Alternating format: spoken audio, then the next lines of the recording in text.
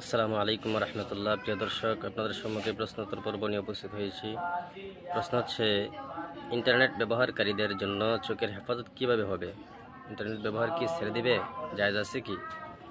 এর উত্তর হচ্ছে, ইন্টারনেট ব্যবহারকারী তারা চোখের হেফাজত করে চলতে হবে। যেমন দুনিয়াতে চলার ক্ষেত্রে মসজিদে গমন করতে অবশ্যই নগ্ন নারী চোখের সামনে পড়ে যায়, কিন্তু চোখকে হেফাজত করা হয়। এভাবে হজ করতে গেলেও, এভাবে যে কোনো হাটে বাজারে যে কোনো জায়গায় যেতে হয়, নিজের চোখকে হেফাজত করতে হবে। তো এরকমভাবে ইন্টারনেট ব্যবহার করার ক্ষেত্রেও নিজের চোখকে হেফাজত করেই এরকম দিনের দাওয়াত, দিনই কাজ চালিয়ে যেতে হবে। তো এই জন্যই সর্বদাই সচেষ্ট থাকবো চোখকে হেফাজত করার জন্য, তাহলে ইন্টারনেট ব্যবহার করলে কোনো অসুবিধা হবে না।